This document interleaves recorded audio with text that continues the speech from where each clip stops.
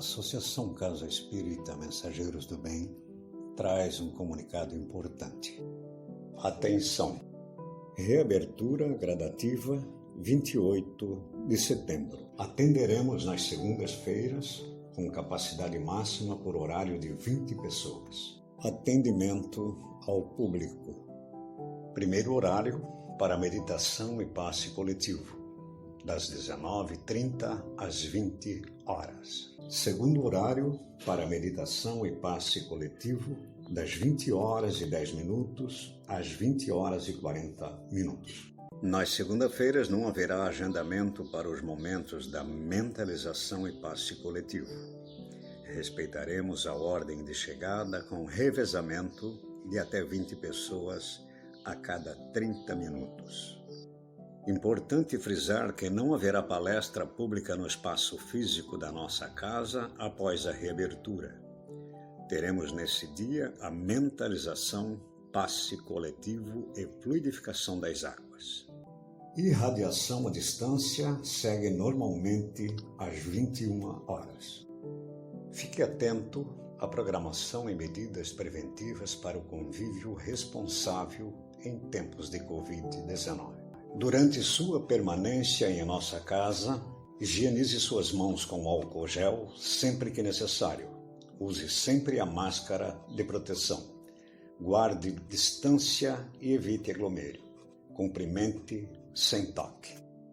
É importante que você traga sua garrafa com água para a fluidificação e durante todo o tempo da sua permanência em nossa casa, que esteja usando sua máscara de proteção. Lembre-se, se você apresenta sintomas da Covid-19, deve realizar seu tratamento em casa. Caso você esteja no grupo de risco ou com sintomas de resfriado ou doenças relacionadas, aconselhamos que permaneça protegido em sua casa. As palestras realizadas por este canal do YouTube passarão a acontecer de forma aleatória e sem o compromisso até então semanal. Todas as postagens de novos conteúdos serão divulgadas pelas redes sociais do Instagram e Facebook. Esperamos você! Na noite de hoje, vamos falar sobre a caridade segundo São Paulo. Este é um texto originalmente encontrado em Paulo, Coríntios, capítulo 13, versículos de 1 a 7 e 13.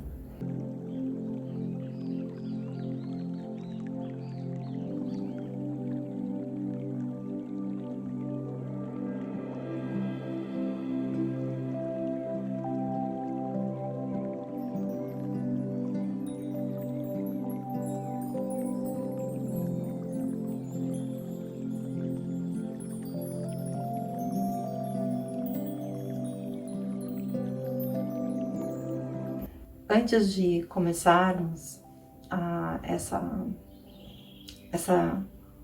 conversa na noite de hoje, vamos pedir a Deus que nos proteja e ampare. Pedimos também ao nosso Espírito Protetor, amigo, que Ele possa nos orientar com bons conselhos, hoje e sempre. Agradecemos a toda ajuda que temos recebido.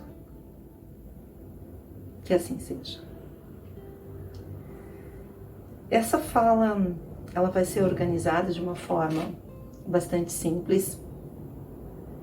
Eu vou procurar trazer o texto original e exemplos, principalmente exemplos de pessoas que conseguiram exercer ou exercitar essa caridade. O texto começa falando assim: se eu falar a língua dos homens e dos anjos e não tiver caridade, sou como um metal que soa ou como um sino que tine. Nessa parte do texto, Paulo está se referindo à questão da linguagem, a dificuldade que nós temos de nos expressar, nos fazer compreender. e principalmente os conflitos que são gerados a partir da linguagem. Afinal de contas, existem muitos exemplos no cotidiano, e se nós formos estudar a história, de muitas pessoas que utilizavam brilhantemente a linguagem, ou seja, tinham uma técnica, um desenvolvimento da arte de falar bem, falar muito bem, ou até mesmo da escrita, mas eram apenas palavras, ou seja, somente linguagem. Nós sabemos que a voz, assim como a escrita, são instrumentos, não é? Instrumentos, ferramentas de uso, de nosso uso cotidiano, inclusive. A voz, os textos, eles podem ser utilizados tanto para o bem como para o mal. Então, por isso que Paulo, ele alerta inicialmente para essa questão. Não basta fazer o bom uso da linguagem, o bom uso da palavra. Sem a caridade, com a ausência da caridade, seria como um instrumento, um sino, um instrumento sonoro que fica repetindo os seus sons, mas não sente verdadeiramente aquilo que está falando. Nós poderíamos citar aqui renomados pensadores, filósofos, escritores que acabaram se perdendo no caminho. Tinham o dom da palavra, tinham o dom da fala ou a inteligência, mas não conseguiram exercer com propriedade amorosa esse dom, essa inteligência. Tinham despertado as faculdades da inteligência, mas ainda não haviam despertado a caridade. Têm o dom da palavra, sabem articular muito bem os conhecimentos, mas não tinham desenvolvido ainda o amor, né? De que adiantariam, então, né? Palavras benditas, muito benditas, mas sem sentimento. E o texto de Paulo continua falando assim: e se eu tiver o dom da profecia e conhecer todos os mistérios, e quanto se pode saber? E se tiver toda a fé, até o ponto de transportar montes, e não tiver caridade, não sou nada. Nessa parte do texto, nós podemos falar de muitas pessoas que durante a história tinham esse dom da profecia, como Paulo fala, que hoje nós reconhecemos, estudamos como um dom mediúnico, uma faculdade das pessoas, que algumas pessoas possuem o dom, por exemplo, da cura ou da clarividência, conseguem até mesmo prever acontecimentos futuros. Mas de que adianta ter esse dom e não possuir a verdadeira caridade? Nessa parte aqui do texto, eu lembrei de comentar sobre o caso recente que aconteceu com o médium João de Deus e também um caso do passado. Todos nós, quando estudamos na escola, quando estudamos sobre o Egito Antigo, sempre estudamos que os sacerdotes egípcios tinham muito conhecimento, muita sabedoria. Em livros psicografados pela doutrina espírita, principalmente eu lembro do Exilados de Capela, nessa obra fala sobre espíritos que tinham realmente um dom muito grande, receberam um dom muito grande, mas não conseguiram exercer ou praticar esse dom com a pureza da caridade. E se eu distribuir todos os meus bens em o sustento dos pobres, e se entregar o meu corpo para ser queimado. Se, todavia, não tiver caridade, nada disto me aproveita. Aqui eu quero trazer o exemplo do livro Voltaire, que é um livro espírita que conta a história do irmão Jacob, que na sua vida na Terra, ele frequentava o centro espírita, fazia caridade, procurava se envolver em projetos sociais, passou a vida inteira, foi presidente de casa espírita, teve uma atividade bastante fecunda dentro da doutrina espírita, aqui no Brasil. Inclusive, era uma pessoa muito inteligente, uma pessoa muito bem disposta a ajudar, a auxiliar.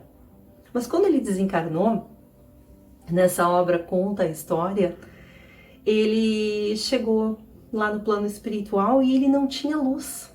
E uma pessoa pergunta para ele, mas você não tem luz? E outras pessoas tinham luz, porque o irmão Jacob, ele fazia, apesar de fazer a caridade, de se envolver nos projetos sociais da casa espírita, ele não fazia isso por amor. Então ele não tinha luz. Ele precisava aprender ainda isso, não é? Então ele fazia, apesar de fazer a caridade, de doar, fazer doações, se envolver em projetos da própria casa espírita que ele participava e era presidente, ele não tinha ainda esse amor. Então esse exemplo do livro Voltaire, ele é muito interessante. A caridade é paciente, é benigna.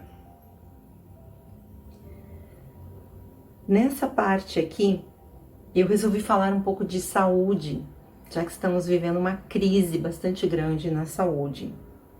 Tem uma frase que eu extraí do filme que conta a trajetória do Bezerra de Menezes.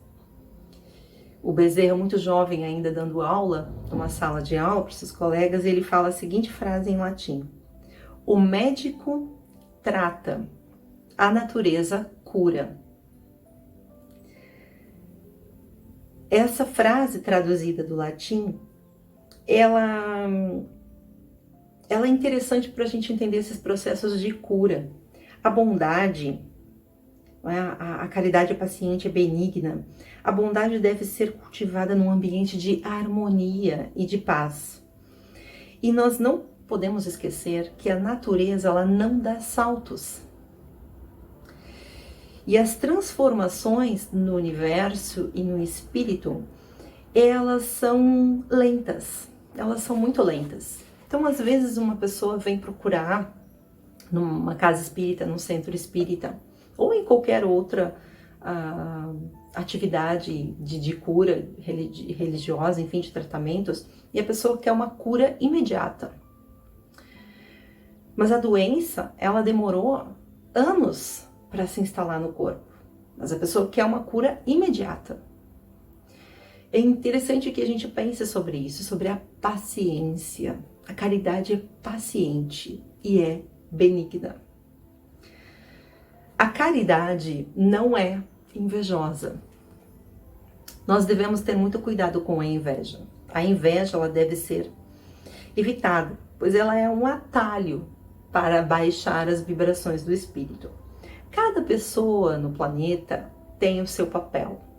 Cada pessoa exerce a sua atividade, tem algo para oferecer.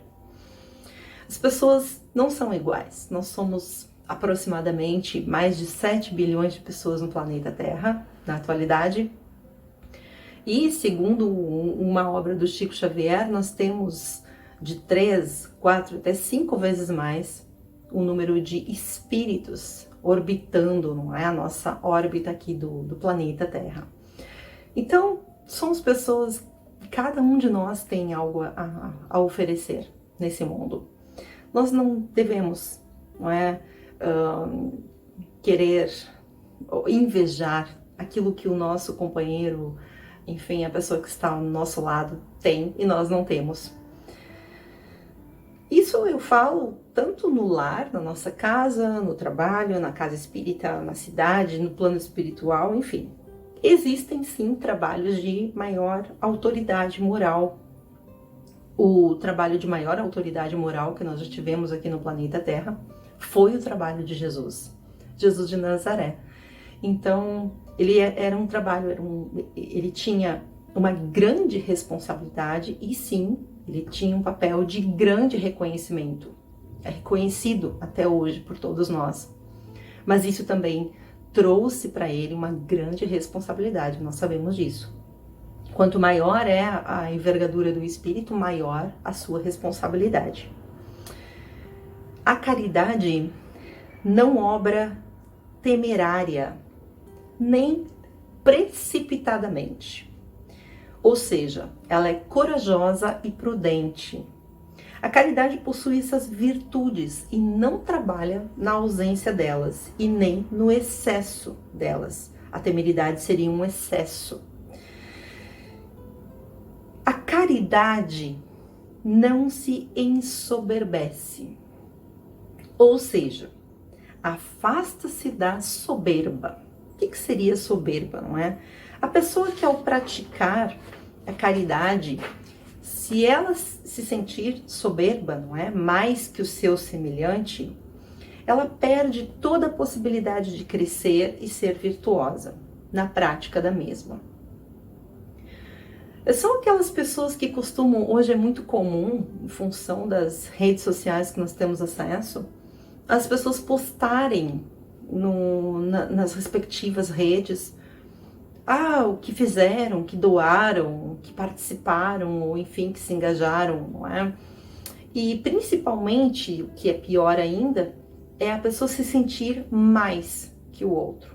Ou seja, eu estou oferecendo a sua ajuda, eu sou melhor. Isso significa a soberba.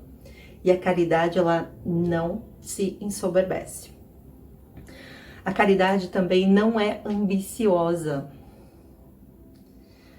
Não busca as ambições comuns.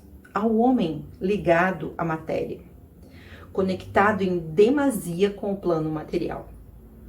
A ambição, ela é muito comum nas pessoas que trabalham, nos homens de negócio, enfim, nas pessoas que querem engrandecer-se materialmente. Mas a caridade não é ambiciosa. Ela não quer crescer, ela não precisa ser mais. A caridade não busca seus próprios interesses. Esquece os seus interesses. Há um desligamento das questões relativas à vida do homem comum, à vida material. Eu gostaria de trazer aqui 2 exemplos que eu gosto muito. Um deles de uma mulher e um exemplo de um homem. Um deles é a Florence de Nightingale. A Florence foi uma mulher nascida em berço privilegiado, mas quando ela viu como era, ela viveu na era vitoriana, e quando ela viu como era um tratamento das pessoas nos hospitais, das pessoas pobres nos hospitais, ela se compadeceu e ela largou o seu lar, todas os benefícios, as vantagens que haviam no seu lar, e foi trabalhar nos hospitais. E essa mulher corajosa, com muita caridade, enfrentou muitas dificuldades na época. Mas com toda a sua inteligência, ela enfrentou os padrões e descobriu, através de um gráfico, utilizando aqueles gráficos em formatos de pizza, ela descobriu que devia haver alguma ligação entre a higiene, a asepsia e a quantidade de infecções e mortes. Ela fez isso analisando gráficos, não é? Dados, portanto, ela era uma pessoa que queria melhorar, não é, as condições dos hospitais e implementou regras de higiene nos hospitais na época. Claro que isso não foi muito bem visto, mas ela conseguiu. E com esses hábitos de higiene, ela conseguiu diminuir o número de óbitos. E o outro exemplo que eu trago é do Henri Dunant. O Henri Dunant cresceu num lar, seus pais eram muito ligados a atividades sociais, gostavam muito de auxiliar as pessoas. E os seus filhos, Henri Dunant é o filho mais velho, acostumados com esse hábito, ele também resolveu visitar o imperador Napoleão III, que estava na época na Itália, e ele vai numa viagem e ele acaba presenciando uma batalha de Solferino, em 1859. Quando ele vê os horrores da guerra, aquelas pessoas sem atendimento, jogados muitas vezes no chão, sem condições de tomar nenhuma água, nem fazer uma limpeza nos seus ferimentos. Ele ficou muito comovido e ele desceu da sua condução e passou muitas horas trabalhando. O relato que eu li fala em mais de 24 horas que ele passou trabalhando incessantemente, auxiliando aqueles soldados, e ele não sentiu fome, dor. Então, a caridade, ela não busca seus próprios interesses. O exemplo do Henri Dunant, da Florence, são exemplos interessantes porque a Florence também ficava até tarde da noite visitando os pacientes nos hospitais. No hospital onde ela trabalhava, ela andava sempre com uma lamparina.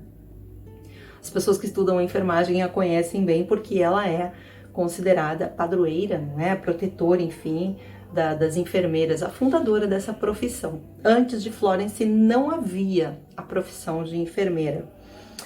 Henri Dunant, ele escreve um livro em 1862 que vai se intitular Um Souvenir de Solferina e ganha, inclusive, o Prêmio Nobel em 1910.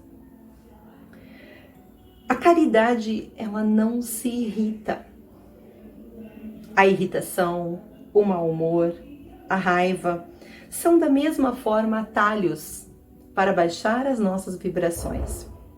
E aqui eu gosto muito de citar o exemplo do Chico Xavier e da Irmã Dulce. São exemplos aqui do Brasil, pessoas aqui do Brasil que deram esse exemplo de, apesar de enfrentarem grandes dificuldades, grandes períodos de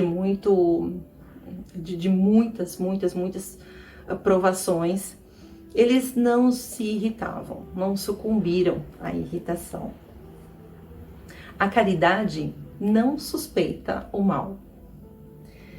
Entra em qualquer lugar abraçada na fé, enfrenta os obstáculos com o coração e alma abertos. E aqui a gente pode também lembrar do exemplo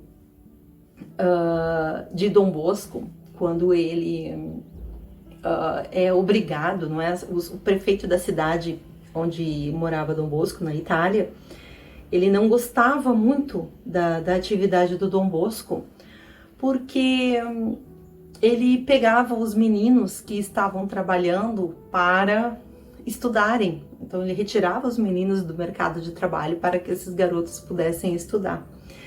E Dom Bosco, então, o prefeito, quando tem uma doença na cidade, ele diz assim: olha, todas as pessoas que nós vamos atender, nós precisamos atender com muito amor, pensando muito em Jesus, com grande amor no nosso coração. Se nós fizermos esse trabalho com amor, nós não vamos ser contaminados, infectados pela doença.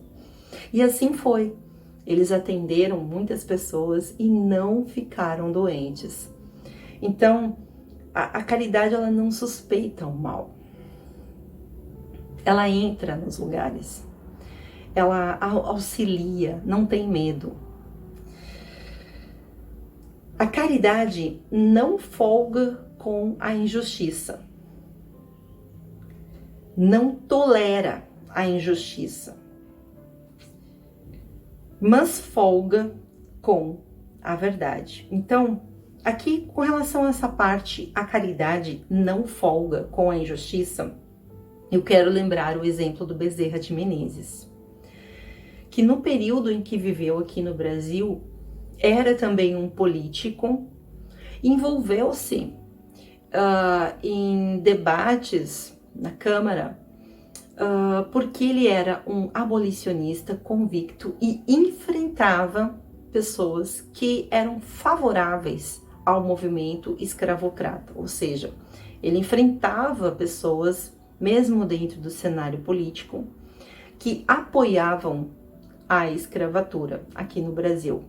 Então, a caridade, a verdadeira caridade, ela não folga com a injustiça, mas folga com a verdade. O que significa isso? Ela está ao lado da verdade, ao lado da luz verdadeira de Jesus.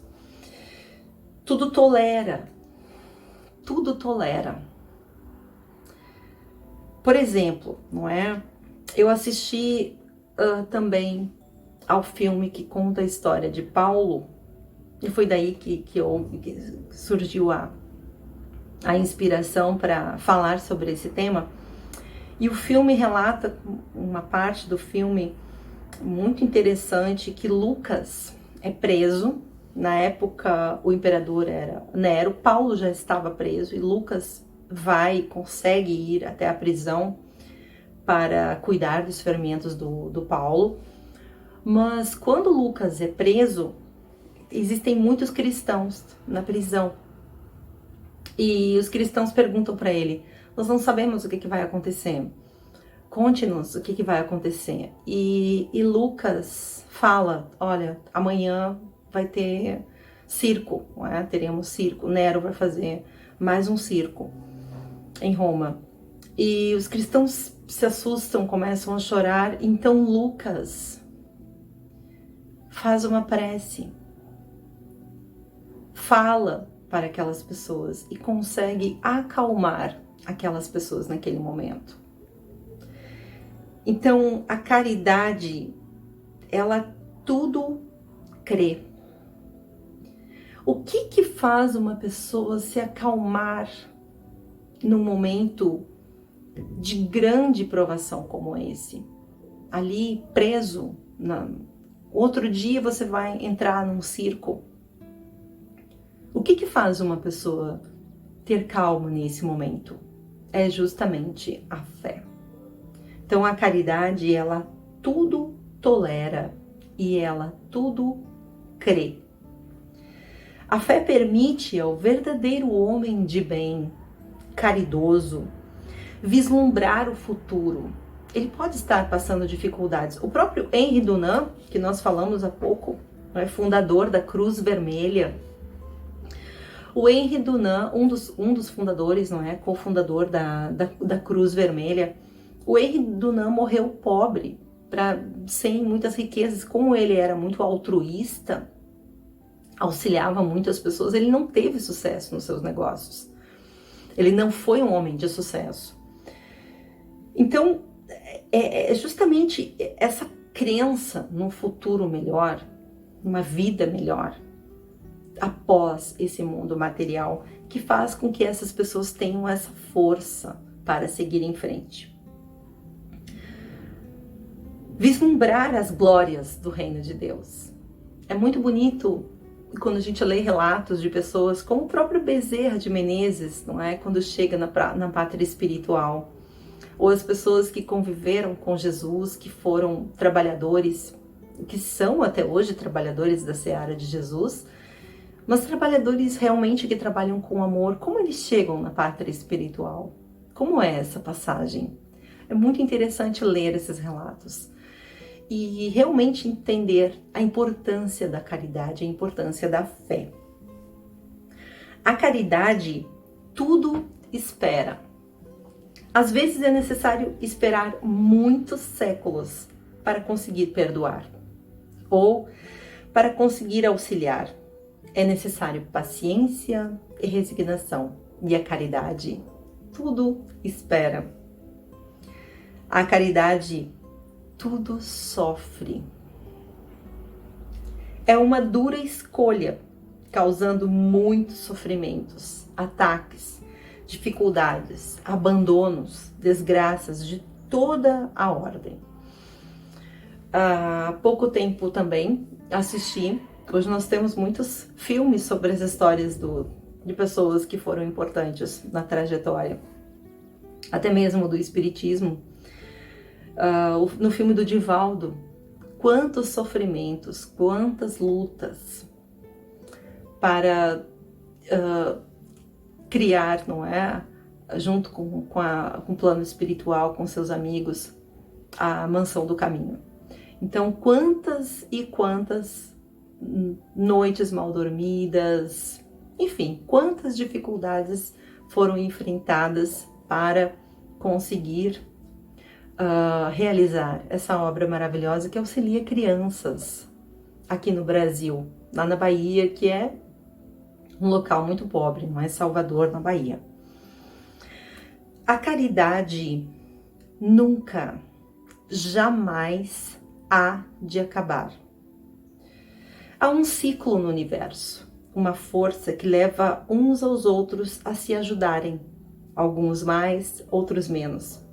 Mas os amigos sempre aparecem e estão presentes quanto mais necessitamos.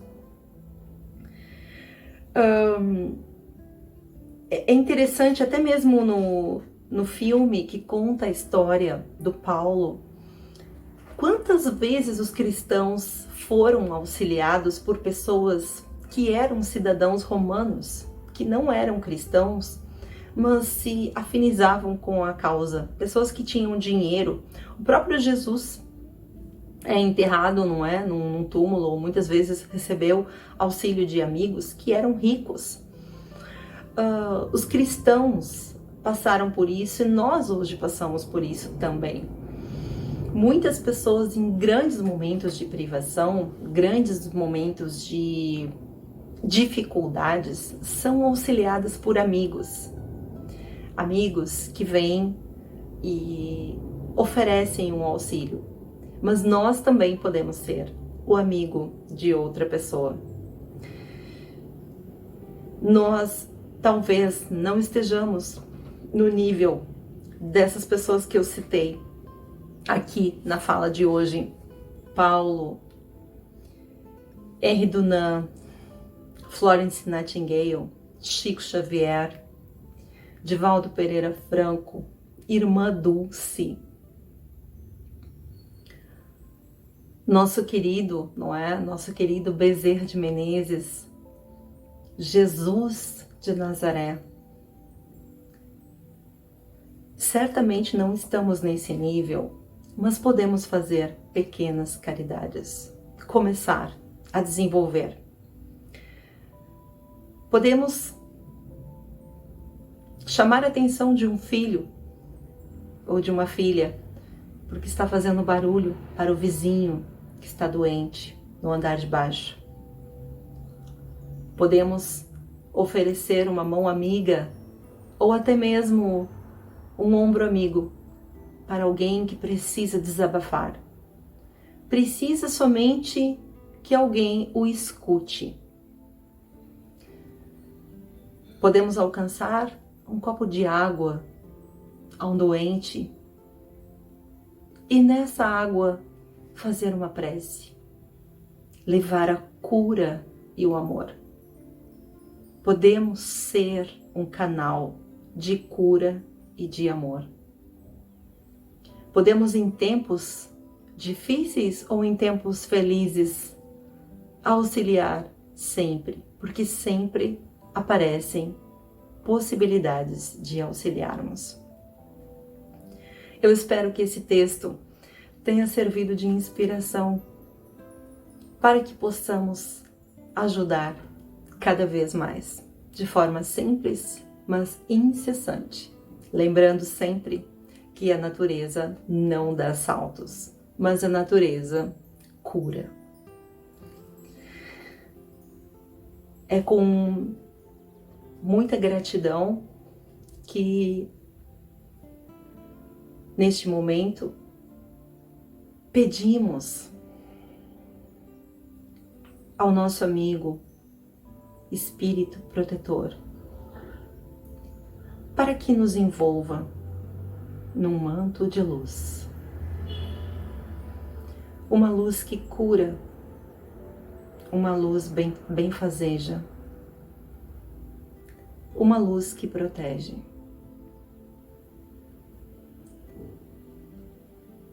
Neste momento nos sentimos aptos para receber do plano espiritual as bênçãos de luz e que possamos nos manter merecedores dessas bênçãos. Que assim seja. Que tenhamos todos uma boa noite. Que assim seja.